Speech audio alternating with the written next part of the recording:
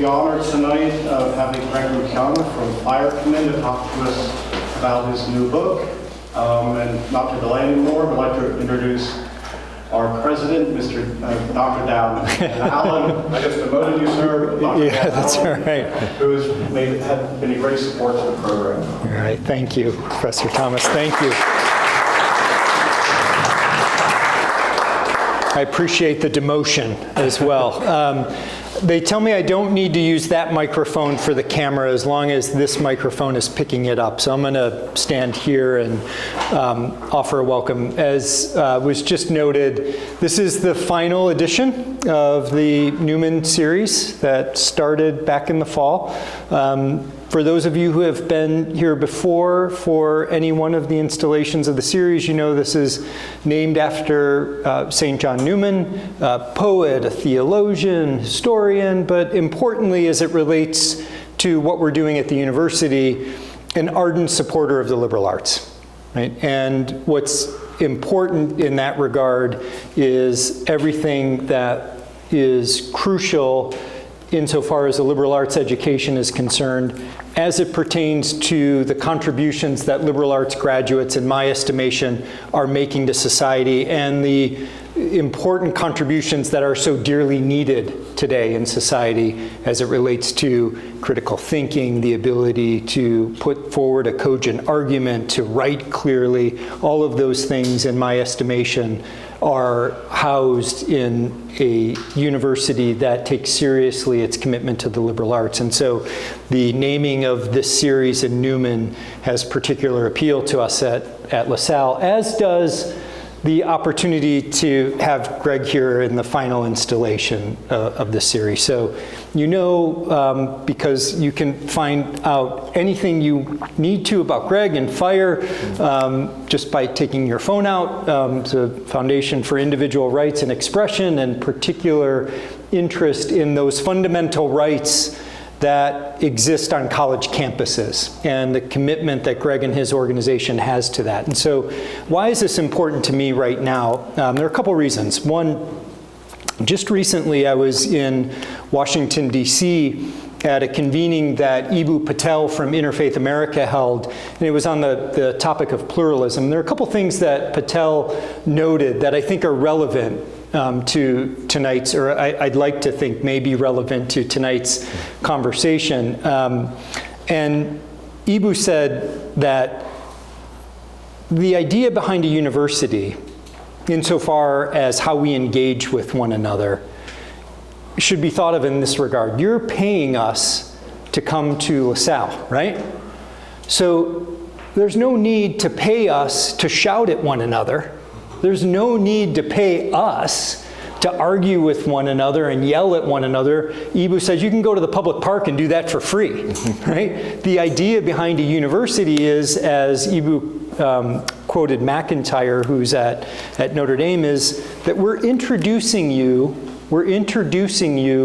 to the conflict that exists in a diverse democracy, right? And so as I think about LaSalle in those terms, and as we thought about this in our strategic plan, what's important to us is that we are engaging you in difficult conversations in the conflict that exists in a diverse democracy, such that you can engage in those conversations, as I like to say, with intellectually sharp elbows, right? And what's important for me as the president of LaSalle is that when we engage in those conversations, when we engage with people who have different ideas, when we engage with thoughts and opinions that are different than ours, or that we may, I dare say, find offensive, that what we do as LaSallians is not run back to our residence hall and find noisemakers and create postcards and find out a different way to stop somebody. Rather, what we do is go back to our residence halls, or better yet, we go back to the library and we do our homework and we show up and we say, you know what, Alan, you're wrong about that. And I want to tell you why I think you're wrong. And you're coming at me with facts and data and with your intellectually sharp elbows. And I would submit that it's that kind of experience that Greg and his folks at FIRE are aiming to ensure happens on our college campuses. And so it's with a great deal of pleasure that I introduced you Greg Lukianoff for FIRE for our talk tonight. Thank you very much for being here. Thank you. And people can just, I mean, for goodness sakes, I'm a loud person, so like even without this, you could totally hear me. So my name's Greg Lukianoff. I am the president of the Foundation for Individual Rights and Expression. I'm a constitutional lawyer, and the headquarters of FIRE is actually in Philly. It's right by Independence Hall, but I live in Washington, D.C. So I was excited to come up here today, to visit my old stomping ground. And I've actually never been to LaSalle before, so this was fun for me. I was asked to talk a little bit about kind of like sort of my progression through my books. So these are actually the title of my first book, Unlearning Liberty, and of my most recent book, Canceling the American Mind. Now, I wrote a book called Unlearning Liberty back in 2012. It was a book that came from having defended free speech on college campuses at that point for 12 years. I was like the weird law student who went to law school specifically to do First Amendment law. I took every class that Stanford offered on First Amendment. And when I ran out of those classes, I did an externship at the ACLU of Northern California. And I did 6 credits of my own design on censorship during the Tudor dynasty. So I really put all my eggs in sort of like the free speech basket. This is what I wanted to do with my life. It's why I went to law school in the first place. And even back in 2001, when I became the first legal director of FIRE, it was already easier to get in trouble for what you said on a college campus than I thought it was, just coming from a place that was a little uptight, Stanford. And in 2012, I basically tried to warn people that it seemed like the adults were teaching the young people the habits of how you live in an unfree society, how you live in a totalitarian society, how you live in an authoritarian society, that you don't respond to words and ideas, whether they're words and ideas, but potentially with shout downs and shut downs, etc. But at the time, students were the best constituency for free speech on campus. And it came out just at the time that was about to change. The main opponent that we had on campus was actually administrators. Students were better constituency for freedom of speech than administrators for sure, but also even than professors. And that changed pretty dramatically. If you get to read Unlearning Liberty, we talk about a case that was kind of reminiscent of things to come at University of Delaware that was a very heavy-handed ideological program, basically trying to get people to really adopt specific political opinions by the administration. And it was the most heavy-handed thing I'd seen to that point. We fought at University of Delaware. We won in that case. And unfortunately, even though we won, this was kind of a sign of things to come that we see in a lot of campuses these days. So I noticed something very striking starting to happen around 2013. We started noticing that students were showing up on campus already, like less in favor of free speech, much more in favor of microaggression policies, trigger warnings. But to be clear, these were words we hadn't heard before. We're like, what's going on? And it wasn't slight, it was sudden. And basically in this short book, I make the argument that essentially that we were facing a problem that was kind of predictable in prosperous societies. That essentially as societies get more wealthy, as they get more comfortable, that people get less comfortable with disagreeing with each other. Living with free speech is not easy. And as other things get better, you can expect some things to get worse. And so in this book, we call them problems of comfort. In my next book, we call them problems of progress. They're slightly different, but basically same idea. So problems of comfort, an environment in which people can easily avoid emotional and intellectual pain will produce people who are less prepared to deal with and more intolerant towards harsh disagreement, objectionable words, and differing perspectives. And that seemed really clear even at the beginning. I wrote this short book in about 6 weeks in the summer of 2014. And something unsubtle had changed. There was something really dramatic going on, but it was about to get decidedly worse. So I'm going to tell you something a little personal about myself. I was hospitalized with suicidal depression at the Belmont facility in West Philadelphia in 2007. That's one of the reasons why I don't live in Philadelphia, is I had some of the worst days of my life in this town. And it was partially from being in the culture war all the time. I had just become, I'd been president of fire for about 2 years at that point. And it was exhausting, and I had a breakdown, as I used to call them. And as I was recovering from my suicidal depression, I started learning about cognitive behavioral therapy. And cognitive behavioral, raise your hand if you've ever heard of this. Okay, just about everybody. So CBT is essentially getting in the habit of talking back to your exaggerated, depressive, and anxious thoughts, of calling them out as being, oh, actually, like you go on a date, doesn't go well, and you say, oh, I'm gonna die alone. And you learn to get in the habit of saying to yourself, okay, that's kind of catastrophizing. That's fortune telling, imagining you know the future, that's mind reading, assuming that the person you're on the date on hated your guts. All of these kind of things that depressed and anxious people, well, basically everybody does, but depressed and anxious people do more often. And if you can learn to talk back to those things as a habit, you can actually ameliorate anxiety and depression, and it was absolutely life-changing for me. Meanwhile, though, I was working on campuses, and I was watching what was going on campus, and I was like, it kind of seems like the adults are modeling cognitive distortions, like telling them, without actually saying it, do catastrophize, do overgeneralize, do engage in fortune-telling, all of these things. But thank goodness the students weren't buying it, because it would be a disaster, not just for freedom of speech, but also for the mental health of these young people. And then in 2015, I got together with my friend, actually in 2014, I got together with my friend Jonathan Haidt, whose book, by the way, premiered, just found out was #1 on the New York Times bestseller list today, which is pretty cool. That we co-authored this article back in 2015 saying these changes, they're bad for academic freedom, they're bad for free speech, and they're bad for the mental health of young people. And both having a little bit of a scholarly bent, I mean, he's a scholar and I'm just a constitutional lawyer who likes psychology. We sort of thought, maybe we'd see like a little scholarly dip in mental health among young people. And unfortunately, it was not that. We were just about to see a tidal wave of major depression, of suicide, of anxiety, in a way we haven't seen. And I mean, this chart just keeps on going, by the way, kind of like as you get up to 2024, it's been a mental health disaster for young people. And I think, I'm thankful to John that he says, yeah, basically the theory of like, we've been teaching young people the mental habits of anxious and depressed people, so you shouldn't be surprised that they're anxious and depressed. Oh yeah. This one breaks my heart because it's U.S. teens admitted to hospitals for non-fatal self-harm, 10 to 14.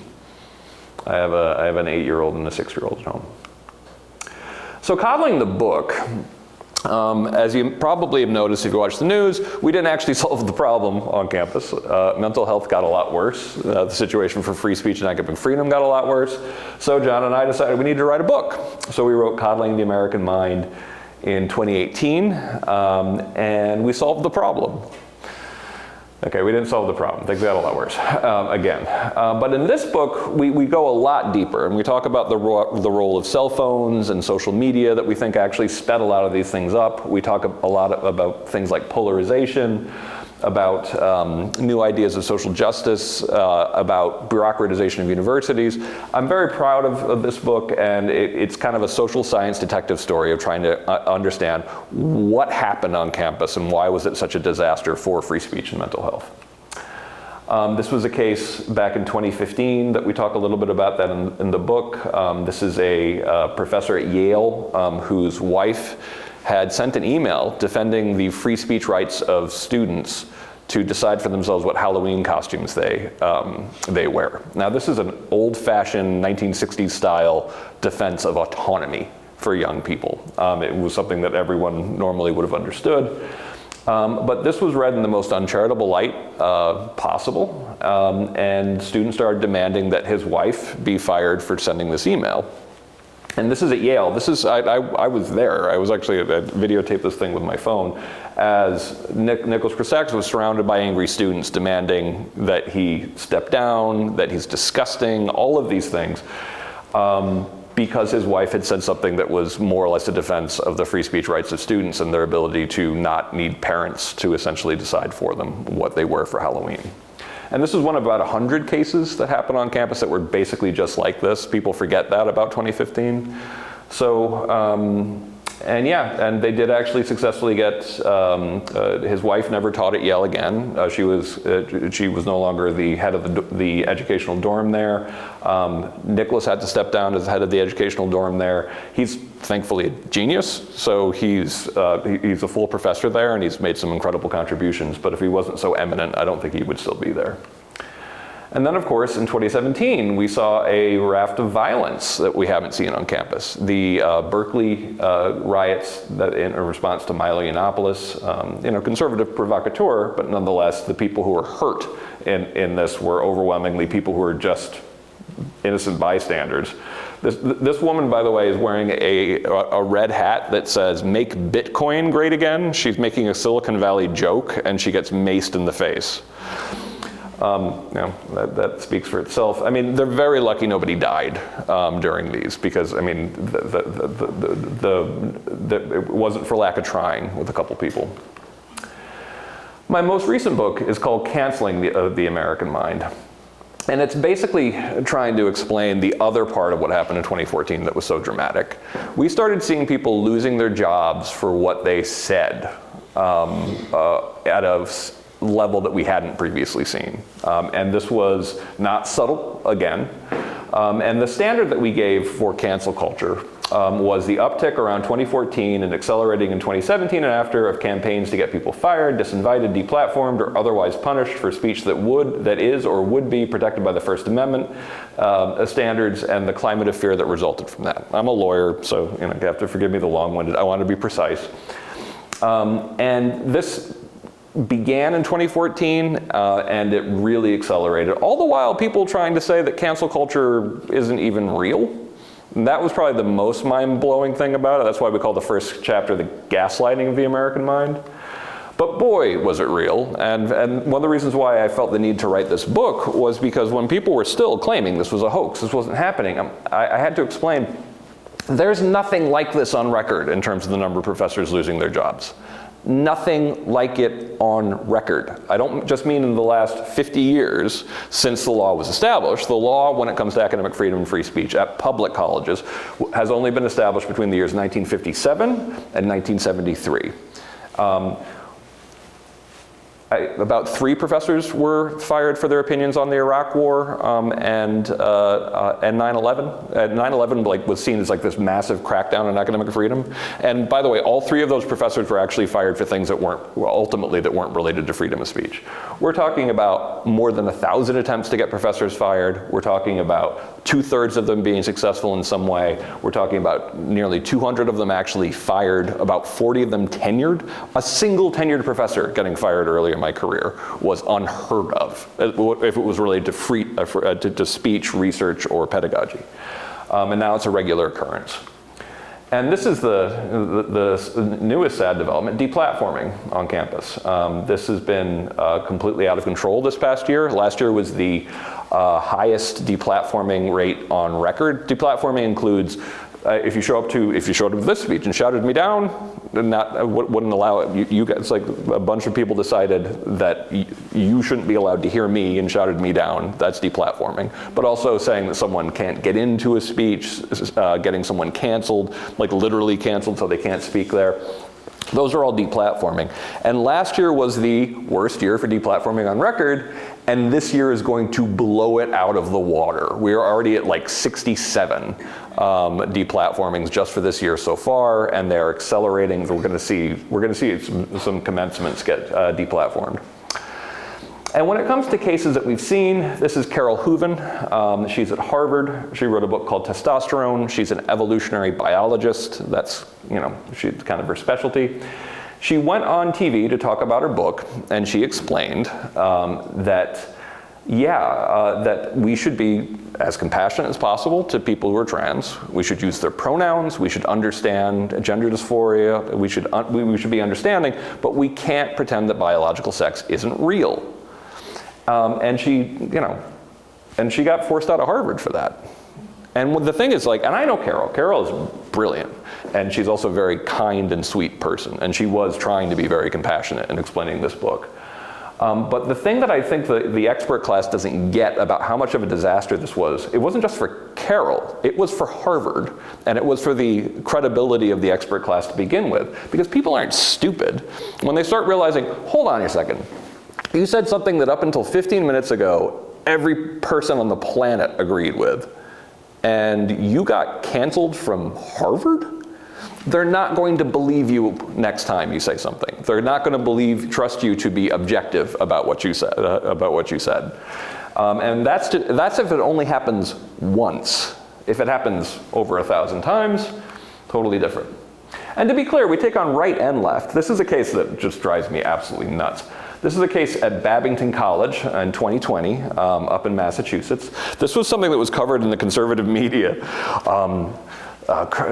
Evil professor consults with Ayatollah Khomeini to plan horrible attacks in the United States. And this was a joke. This is a professor, Ashton Fancy. He was cracking a joke about the fact that Trump had said that he was willing to attack historic sites in Iran, which people pointed out, and that includes like religious sites. That's a war crime generally. Like if you're saying you're going to actually go after religious sites and cultural sites. And he's making the joke that, well, okay, Ayatollah Khomeini, and Ayatollah Khomeini is long dead. This professor knows that. And he's talking about like, well, what are our cultural sites in the United States? Mall of America, Kardashian residence? Obviously a joke. It's a Kardashian residence joke, for goodness sakes. And he got fired because the powers that be at this particular university didn't want to stand up to conservative media, even when what they were saying was complete nonsense. And he still hasn't been hired back at Babington. And then,